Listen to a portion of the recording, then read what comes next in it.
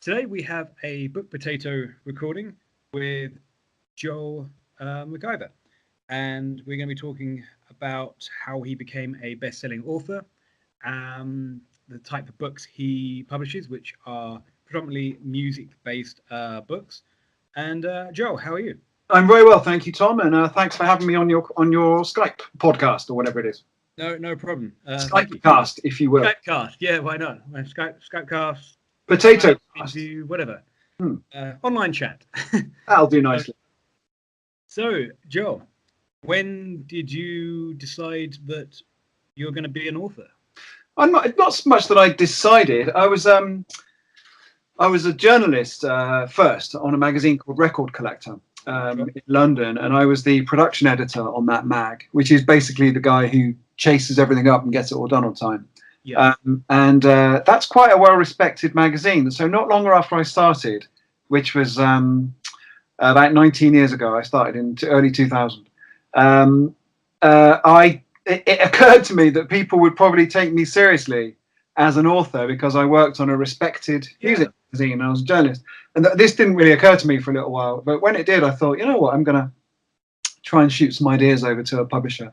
I was encouraged by a few people on the staff. Shot over some ideas, and I had this idea because I was this sort of heavy metal guy. I had this idea that, and it seems like such a crap idea now, but at the time it seemed like it would work. It was an A to Z, an encyclopedia of extreme metal, which for those who don't know is death metal, thrash metal, black metal, and maybe another subgenre called doom metal, depending on your definition. So I thought, oh man, this would be great. You know, the internet was still in its infancy. You couldn't get everything that you wanted. I would have bought it. Well, a lot of people did, fortunately. So this book got commissioned, and they made it look like the publisher was called Omnibus Press. I should credit them because I've written 12 or 13 books for them since then. And they did a great job on it, and it was quite popular. And suddenly I was up and running as an author.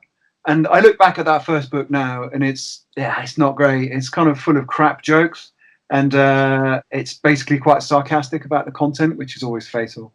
And because I was just laughing my balls off all the time as I wrote it about the way these bands looked, although I did love the music and still do. Yeah. So that book came out. It was just called Extreme Metal, and did well. So that meant that another book deal was in the offing, and so on and so on. And the doors opened. So that was it. And I was on Record Collector for 6 years. But then I had my fifth book was a book about Metallica, which did really, really well because there was no large format book about Metallica at the time. So it was just a simple case of spotting a gap in the market and filling it. And because that book was a bestseller in some territories, notably Finland, the most heavy metal country of all, I was able to jack in my job at Record Collector and begin work as a self-employed writer at home in my man cave, which I've been doing now for 14 years. So that's the sort. And I've subsequently written I've done 30 books now. And there's about 100 other volumes in different languages, translations of the original one. So I've got this giant bookshelf full of stuff, and probably a big chunk of the rainforest is no longer there, thanks to me. But I think it's worth it. Anyway, so that's my story as an author. Wow. And again, just from my limited research, the Metallica book, correct me, it's something like in excess of 55,000 copies it sold. It's like that, yeah. It might be more actually. I haven't actually to find out. You have to basically get your agent to ask all the publishers in every country that ever published it, and I think it's available in like 12 languages now. And I'm not. It's nice to know that it did well, but my ego is not so needy that I need to know every copy sold. But yeah, it's certainly 50,000 plus. It might be a bit more now. Given that the publishing industry is now not quite as robust as it once was, rather like the music industry, I imagine it'll probably max out around that point. There might be a few more copies down the line. It still generates royalties for me twice a year, which is always nice. So yeah, that was nice. I think I got in before the door shut, really, on book sales. So I suppose if anyone's listening to that who is passionate about whatever subject they want to write, but let's say music, could they still do something like that? Not necessarily exactly the same, but in different genre, classical music, hip hop, whatever. Yeah, absolutely. People still want to read stuff. The question is, it's like this. It's about how much money you earn, basically, right, as an author. So there's always been a pyramid in place, like there is in every industry. You have a small number of authors at the top of the pyramid who earn a lot of money. Yeah. Then you have a sort of medium number in the middle who earn a reasonable amount of money in terms of the size of the book advance. And then you have a ton at the bottom of the pyramid, a ton of, very talented authors who earn very little or nothing from writing books. And excuse me, so you can go ahead and write a book and get a book deal or self-publish. The question is, how big will your advance be? So I'm fortunate enough to be, I guess, towards the top end of the middle, or maybe even the bottom end of the top. I don't know. It depends where you ask. So what's essentially happened is that the way things have changed is you can still get those big deals, ones at the top, and you can still get the sort of little deals that pay almost nothing. But the medium-sized ones kind of gone, and they were the bread and butter of tons and tons of people like me. And so I've been fortunate enough to have a couple of big advances in recent years with books with fairly famous people. But I imagine it would be harder to get started nowadays and try and work your way up to that level without doing a lot of books for almost nothing. So I mean, I don't know whether that sounds really discouraging or not. It's not meant to be. What I'm trying to say is that the industry's changed. I mean, you're a publisher yourself. You know how it works. Yeah. But so no, it's still perfectly possible to do. It's less easy to make a living out of it. Let's say that. Sure. But you could say the same for music or being an artist or any creative art, because the nature of distribution has changed so much that there is less to be earned from any product that you might create. Yeah. I mean, would you have any sort of advice off the top of your head for aspiring author? Say they're writing fiction. They just started. Maybe they've written their first book, but they've not done much more than that. Any advice that you would have? Not that most people wouldn't come up with by themselves, Tom. I mean, I would say perseverance is key.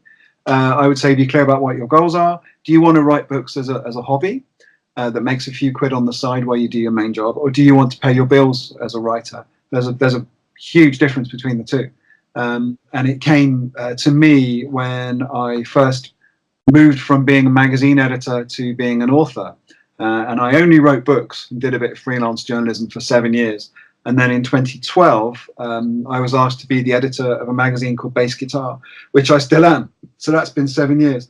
And frankly, I'd rather do it this way. You have a regular gig that pays you a salary at the end of every month.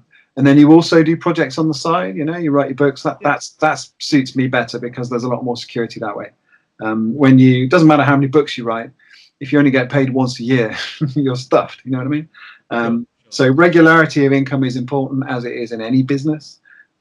So my view is always have a backup. I mean, it kind of depends on your circumstances. I happen to have, kids to feed and a mortgage to pay and a car to run and all that good stuff, and a medium debauched social life, to execute. So, but my needs might be greater than someone who's a single person, living in a flat in remotest Scotland and only needs 100 quid a month to live. So it might be different for everyone, I would say. But I would say be confident, have the courage of your convictions. Don't be worn down. Don't let anybody say, oh, you can't write books anymore, you can't make any money, because that's just not true. You just need to be clever about it. And I imagine this is where you'll jump in and mention your own business model as a sort of innovative way of getting that done. Well, we're certainly hoping on that, and the more people we speak to about being indie authors, there's lots of people out there, and they're looking for platforms and ways to do that, and there are some out there already. But of course, a lot of major corporations, one starting with A, that sells books or used to sell books, they're not so much about books anymore. They've got lots of fingers and lots of pies, and they don't really care about 100 authors, but they've got a really, really good book out there, and they want to sort of sell it. It's just another string in their bow. But diversification is key, isn't it, no matter what industry you're in? Yeah, but we're still hopefully about the actual authors and the books and the stories they want to tell, and if we can help people out in any way we can with selling their books and getting books printed, then that's kind of what we're about. So good, help the author.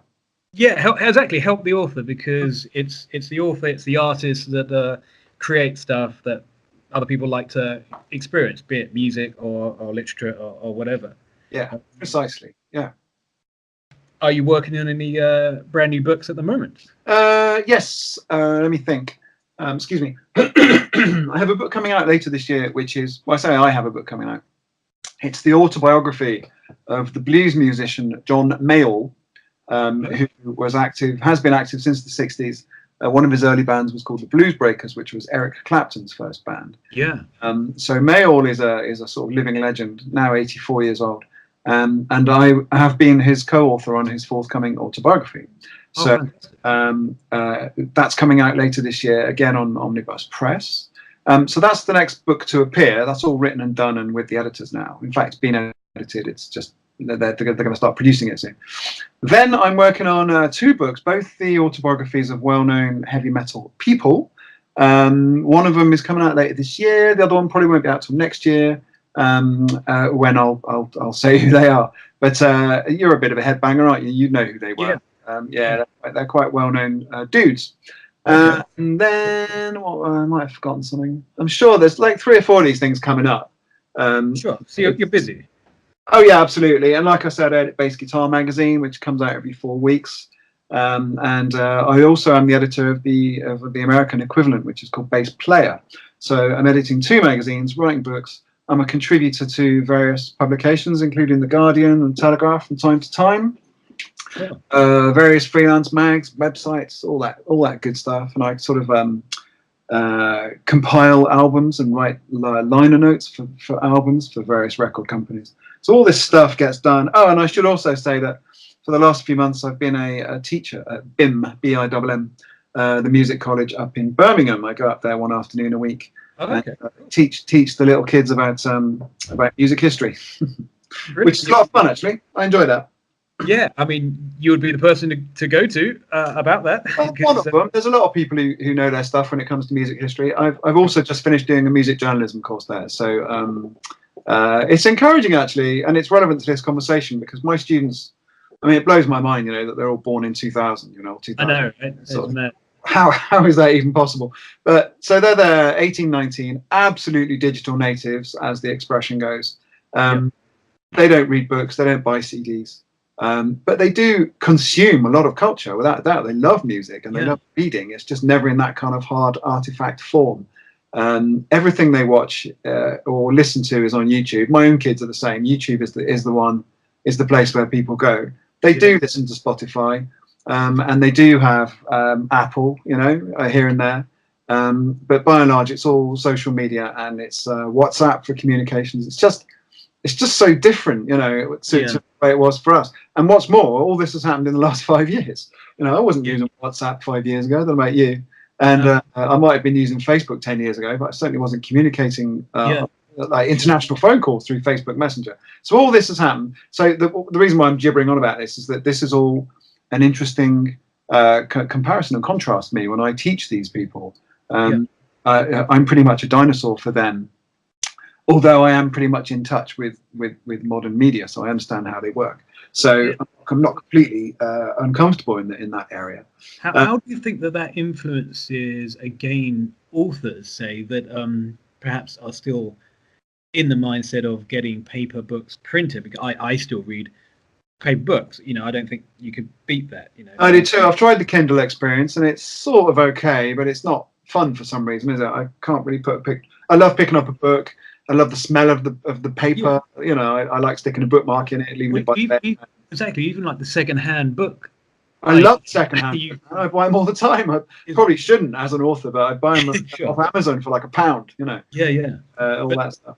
But how do you see? Well, I suppose twofold. How do you see the future, the next 5 years, and what advice would you give to people that perhaps are, they're in their 30s or even their 40s, they're wanting to write a book, it's something they've been wanting to do for years, and they've still got the idea of, well, I'm going to print books, because BookPotato still prints books.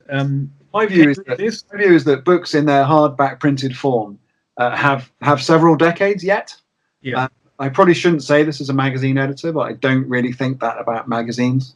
I think there's probably a decade or maybe two left where they're a mainstream sort of form, and then they'll die off with the rest of us oldies. However, books, I think, the value of an artifact that is a book, I think, will continue and certainly outlive us. So there is very much the opportunity and the demand for hard copies of books, which is, and I think that will go on. So yeah, the advice is the same as it always was: persevere, have a good idea. Don't expect to pay your bills necessarily with your first book. You know, make sure you've got some sort of backup income and career. Yeah, and there's every reason to be optimistic actually about writing books. Make sure they're the right books. Bring your A game, as they say, when it comes to coming up with a decent commercial idea, signing the right deal. I suppose talking about all the different outlets, technology-wise, briefly, because I'm sure you could speak for hours on this subject, but if someone's going, right, okay, fine, I need to do all these, I need to do my research, I need to find out what's the viable thing. What's the best tools available for someone using, social media and the internet, everything else, to do that, to decide what subject, what niche, what topic to write a book about? Is there any? Never been easier, really. It's never been easier to find out what there is not a book about. Google will tell you that very easily. Yeah. There's a ton of writers groups that will form a community for you if you need advice. So it's got to be something you're passionate about. So if you have something that you love enough to write 100,000 words on and spend a year or two of your life on it, then you'll pursue it and you'll make it happen. Even if you just self-publish, or you just go to Amazon, you make no money, or you find a friendly publisher like you who's prepared to do it. But as for advice, I mean, just go to the internet. It's nothing but advice. It's nothing but unwanted opinions, right? That's correct, isn't it? Yeah. Absolutely. No, I mean that's brilliant. I think everything you've said is absolutely true, and is valuable stuff. From myself as well, listening to what you're saying, I was going, you're right. It's just. Now you've got the opportunity more than you had 10 years ago, certainly more than you had 20 years ago, to do research, to reach lots of different people, and whatever format you do that in is kind of, the world is yours in a way. I think so. There's more opportunities and less money. I think that's the way to look at it. And same as if you're a musician. It's never been easier to get your music recorded cheaply and distributed cheaply. Whether you'll make any money out of it is completely different. But if your main urge is to fulfill your sort of artistic impetus and get it done, then you can do that much more easily than you used to be able to. Yeah, no, I agree. I think we might as well stop there while we're ahead, because all of that is brilliant information. So anyone's interested in the books that you have published, because as I said, you've done quite a few, how can people follow you using, everything we've just said, the evils of the modern world? Yeah, well, I am active on Facebook and Twitter. That's it. I've refused to go on any more social platforms. Sure. And you can get my books everywhere you would expect to get a book. They're all over. Hard copies are all over the various bookshops. Being well distributed, which is nice. You can obviously order them on the usual online, websites. Yeah, man, they're everywhere. Sure, just look for them. Yeah, you'll find them. If you want them, you'll find them. Indeed, that's a good tagline.